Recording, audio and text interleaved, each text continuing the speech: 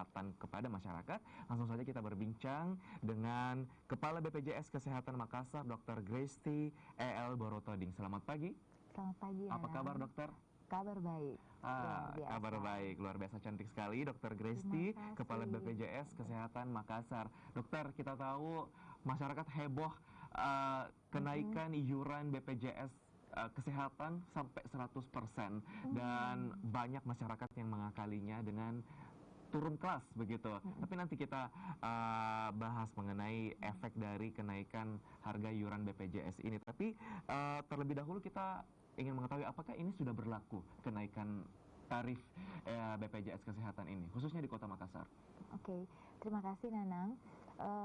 Jadi mungkin saya jelaskan dulu ya. Sebenarnya kenapa menurut masyarakat ada terjadi kenaikan.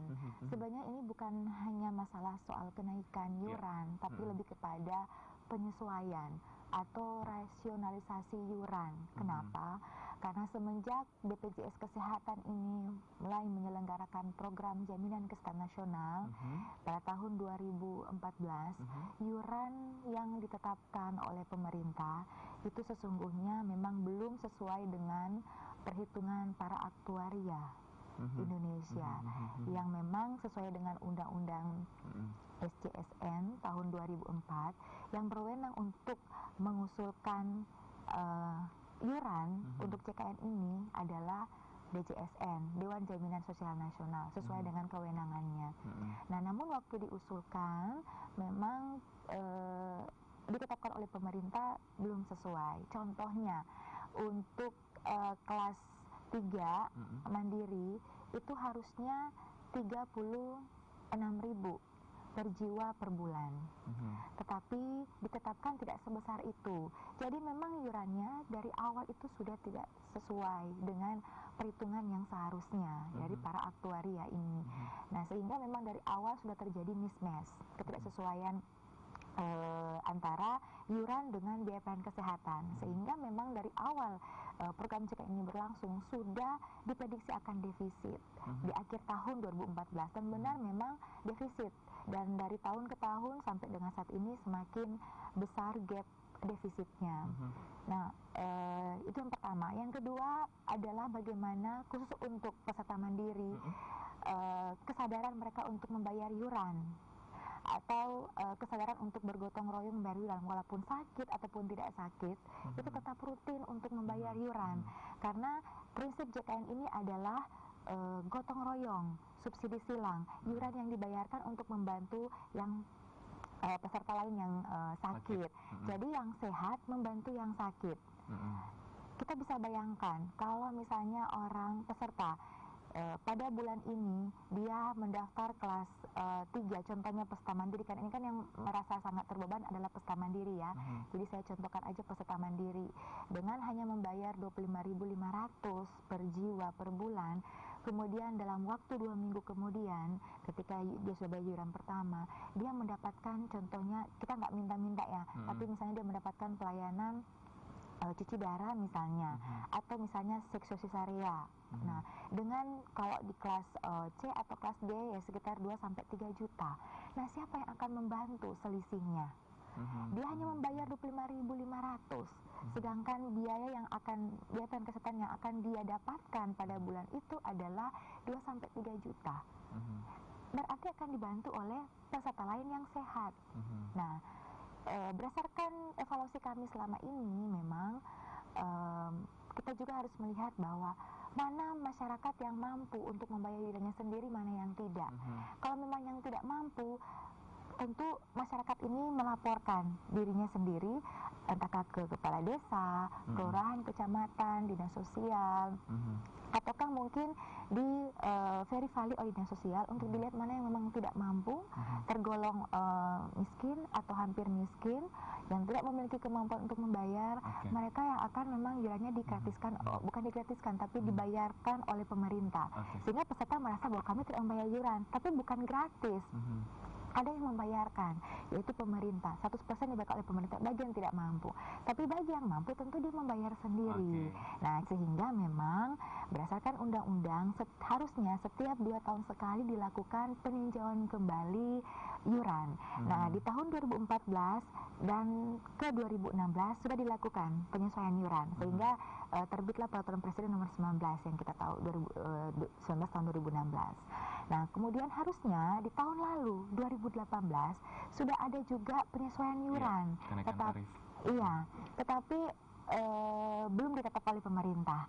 Nah, sehingga pada tahun ini 2019 ya harus mengalami rasionalisasi, karena menurut undang-undang setiap 2 tahun sekali itu harus disesuaikan. Nah, ini kan sudah tahun ketiga harusnya. Tapi mohon maaf dokter, kenaikan kali ini sangat besar, 100%. Itu kenapa? Karena didorong faktor defisit yang makin begitu besarnya besar, defisit, atau karena apa nih?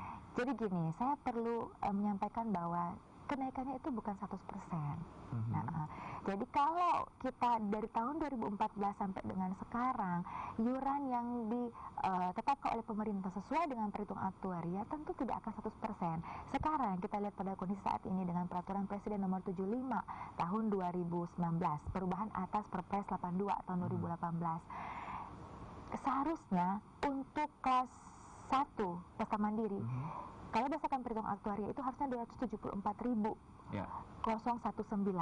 per jiwa per bulan. Tapi kenaikannya sekarang berapa? Penyesuaiannya sekarang berapa? 180.000. Berarti naiknya berapa? 58%. 58%. Ada selisih kan di sini? Selisihnya 114.000. Jadi dari 274 dikurang 114.000. Ya, dikurang 160, ada kan selisih 114.000. Nah, ditanggung oleh siapa? Disubsidi oleh siapa? Oleh pemerintah. Jadi sebenarnya peserta mandiri pun ini disubsidi oleh pemerintah. Tapi kalau memang peserta merasa bahwa saya tidak mampu, saya dari kelas 1 dengan penyesuaian iuran ini saya hanya mampu kelas 2, membayar iuran kelas 2. Tidak apa-apa, itu wajar, mereka turun kelas. Atau saya tidak mampu di kelas 2, saya mampu membayar iuran di kelas 3. Bisa melakukan perubahan data untuk turun kelas 3. Tapi kalau yang kelas 3 bilang saya betul-betul tidak mampu, silakan melaporkan diri ke kepala desa ataupun kelurahan, kecamatan atau dinas sosial langsung menyampaikan bahwa saya memang warga masyarakat yang memang tidak mampu, tolong saya dibantu. Nah, sehingga nantinya akan diusulkan ke dalam kepesertaan penerima bantuan iuran yang anggarannya menggunakan anggaran APBD ataupun akan diusulkan ke Kemensos APBN. Jadi sebenarnya kenaikan tarif iuran BPJS Kesehatan ini tidak 100%, tapi betul-betul menyentuh harga yang paling rasional menurut perhitungan aktuaria begitu, dan ini sudah dibantu subsidi pemerintah begitu. Oleh pemerintah, karena kita melihat dengan 274.000 contohnya kelas 1 yang harusnya didapat oleh peserta sangat tinggi, tidak akan terjangkau oleh daya beli masyarakat, sehingga disitulah pemerintah hadir. Nah, tarif iuran yang baru sendiri ini apakah sudah berlaku khususnya di Kota Makassar, dan respon masyarakat seperti apa? Ya, kalau untuk pemberlakuan tentu berlaku nasional ya, untuk peraturan presiden nomor 75 ini, tetapi memang ada tahapannya. Jadi kalau untuk peserta penerima bantuan iuran, baik yang iurannya dibayarkan atau masuk dalam anggaran APBN atau APBD, kemudian juga PNS pusat, TNI Polri. Nah, itu semuanya berlaku per tahun ini. Nah, di mana kalau untuk peserta penerima bantuan iuran mulai berlaku per 1 Agustus.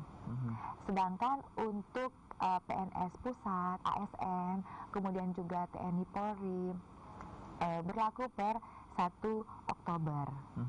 Dan tentunya selisih antara rasionalisasi iuran ini atau yang istilahnya kenaikan iuran ini menjadi tanggung jawab sepenuhnya pemerintah pusat dan tidak dibebankan kepada pemerintah daerah. Meskipun peserta segmen PBI APBD yang seharusnya menjadi tanggung jawab dari pemerintah daerah, masing-masing kabupaten kota ataupun provinsi, tapi resikonya diambil semua oleh pemerintah pusat. Nanti yang menjadi tanggung jawab dari pemerintah daerah itu mulai berlaku per 1 Januari 2020. Nah, bagaimana dengan peserta mandiri?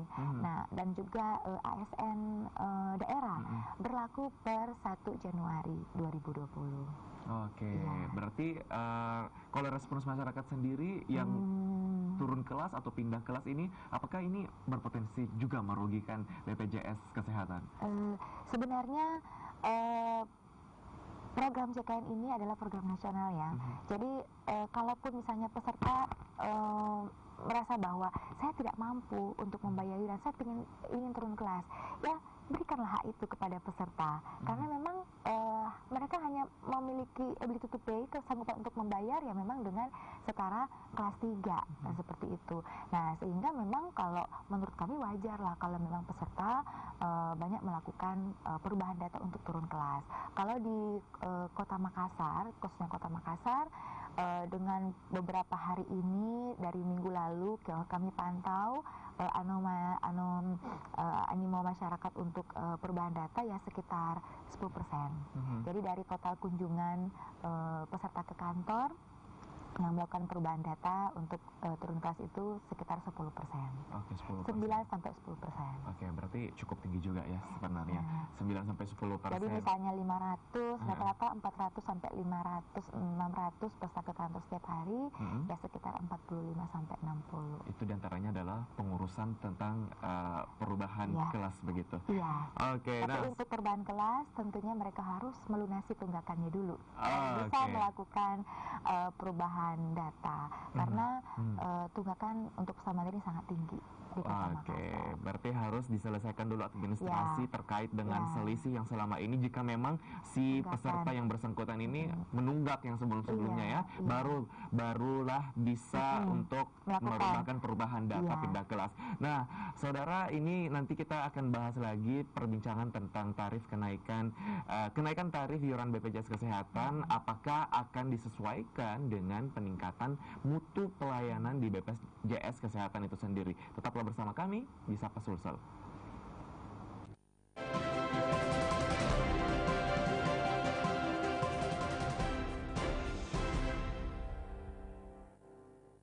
Di media sosial itu ramai sekali momen Pilkada serentak 2018. Kabar duka yang melanda negeri ini, gempa bermagnitudo 7,4 dan diikuti tsunami meluluh lantakan Sulawesi Tengah. Ikuti pembahasan topik yang menjadi hits dan ramai di jagat media sosial. Tagar Safe Rio Dewanto pun membanjiri media sosial. Sangat bombastis menurut saya untuk satu topik perbincangan. Kata netizen, setiap Kamis pukul 10:30 malam, live di Kompas TV, independen, terpercaya. Anda kembali menyaksikan berita utama, saudara. Berbagai peristiwa penting teraktual kami hadirkan dengan lugas. Ragam informasi kami paparkan secara terarah.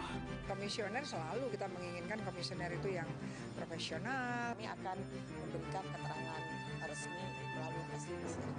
Berita utama Senin sampai Jumat pukul 6 petang. Live di Kompas TV, independen, terpercaya.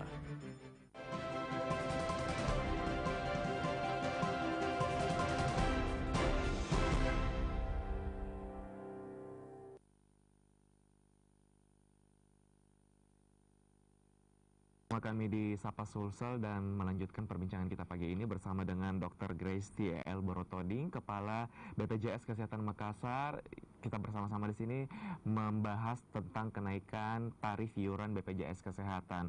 Dan tadi sudah di segmen 1 kita bahas tentang mengapa dan dampaknya. Ini kemudian yang menjadi polemik adalah salah satu yang terjadi di Makassar, di mana Rumah Sakit Umum Daerah Sayang Rakyat menuntut BPJS Kesehatan Cabang Makassar, ini kantornya Ibu Dr. Gresti, untuk segera melunasi utang layanan kesehatan. Nah, pihak rumah sakit mengungkapkan bahwa BPJS Kesehatan ini menunggak pembayaran layanan kesehatan sejak April 2019. Tanggapan Dr. Gresti? Ya, terima kasih Nana. Ya. Sebenarnya ini bukan hanya juga terjadi di Rumah Sakit Sayang Rakyat. Jadi semua rumah sakit di Indonesia, khususnya di wilayah kerja kami, BPJS Kesehatan Kantor Cabang Makassar, karena wilayah kerja kami ada 5 kabupaten kota, ya, Makassar, Pangkep, Goa, Takalar, dan Maros. Nah, ini juga dialami. Nah, kami terlambat membayarkan klaim ke rumah sakit, hampir mencapai 2 bulan lebih kami terlambat membayar klaim. Tapi mungkin saya perlu klarifikasi bahwa untuk pembayaran klaim atau pembayaran biaya pelayanan kesehatan ke fasilitas kesehatan itu tidak sepenuhnya terlambat, karena dalam program CKN ini ada 3 metode pembayaran untuk fasilitas kesehatan. Nah, seperti kita ketahui dalam peraturan Kementerian Kesehatan ada vaskes primer dan ada juga vaskes lanjutan. Nah, vaskes ini adalah fasilitas kesehatan ya. Fasilitas kesehatan primer ini terdiri yang kita kenal dengan ada puskesmas, klinik swasta, klinik TNI Polri, dokter praktek perorangan, dokter gigi. Ya, memang sistem pembayarannya adalah sistem pembayaran kapitasi. Nah, untuk pelayanan rawat inap dan persalinan normal di vaskes primer, pembayarannya dalam bentuk non kapitasi. Dan yang terakhir, untuk vaskes lanjutan, pembayarannya dalam bentuk INASIBGIS yang ditetapkan oleh Kementerian Kesehatan. Nah, untuk kapitasi dan non kapitasi memang kami tidak pernah terlambat membayarkan klaim. Kami tidak pernah terlambat membayarkan kapitasi. Setiap tanggal 15 setiap bulan kami tepat waktu membayarkan. Tapi memang khusus untuk rumah sakit, karena memang jumlahnya biayanya sangat besar dibandingkan dengan biaya kapitasi, kami memang terlambat 2 bulan lebih, sekitar 83 hari kami terlambat membayar klaim. Namun kalau kita mengacu ke jangka waktu keterlambatan pembayaran, sebenarnya bagi rumah sakit yang rutin mengajukan klaim kepada kami, jadi misalnya kami N-1, jadi pelayanan, contohnya ini pelayanan bulan Oktober, ini rumah sakit yang rutin menagihkan itu mereka sudah tagihkan di tanggal 1 sampai tanggal 10 di bulan November ini mereka sudah tagihkan. Contohnya rumah sakit Wahidin, rumah sakit Faisal, rumah sakit yang lain. Mereka rutin sehingga mereka itu paling lambat di bulan Juni dibayarkan. Rumah sakit Sayang Rakyat khususnya karena sudah ditanyakan ke saya, untuk rumah sakit Sayang Rakyat itu mereka menagihkan klaim 4 bulan baru mereka menagihkan klaim ke BPJS Kesehatan, sehingga wajar kalau memang di bulan April itu memang belum terbayarkan. Berarti ini ada kesalahpahaman juga yang harus bukan kesalahpahaman sih, ada transparansi yang harus diungkapkan dan rumah sakit kepada masyarakat. Rumah sakit tidak rutin menagihkan klaim ke BPJS Kesehatan. Selanjutnya terakhir singkat Bu Dokter, ke depan apakah ada jaminan dari BPJS Kesehatan sendiri untuk memberikan layanan yang lebih baik, karena kan ya iuran tarifnya sudah naik begitu. Silakan. Sebenarnya jaminan ini bukan hanya ditujukan kepada BPJS Kesehatan ya. Jaminan perbaikan ya. Karena program CKN ini adalah program kita semua. Jadi butuh dukungan dari semua pihak. Jadi dari lembaga, kementerian, dari mulai kepala daerah sampai kepada instansi-instansi terkait di daerah, bahkan kepada peserta. Kalau dengan adanya rasionalisasi iuran ini dilakukan, tetapi tetap saja peserta menunggak membayar iuran, maka tetap tidak akan bisa juga untuk membantu rumah sakit untuk kami membayarkan klaim tepat. Tetapi kalau misalnya dengan memang rasionalisasi iuran ini, tentu diharapkan nantinya pembayaran klaim ke rumah sakit akan tepat waktu. Dengan begitu rumah sakit cash flow-nya akan tetap terjaga, keuangannya, sehingga mereka akan tentu lebih tepat lagi membayar tagihan obat. Mohon maaf saya potong Dr. Gresti, ini waktu kita sangat sempit, sangat terbatas pagi ini, kita hanya punya durasi 30 menit. Berarti saya yakin semuanya sudah tersampaikan dengan baik dari BPJS Kesehatan, dan semoga masyarakat paham, sama-sama bisa bekerja sama, juga tidak menunggak ke depan pembayarannya, dan tentunya BPJS Kesehatan berjanji akan meningkatkan mutu pelayanan. Terima kasih Dr. Gresti. Saudara, demikianlah jumpa kita di Sapa Suluh pagi ini. Mewakili rekan yang bertugas, saya berterima kasih atas perhatian Anda. Selamat pagi, sampai jumpa.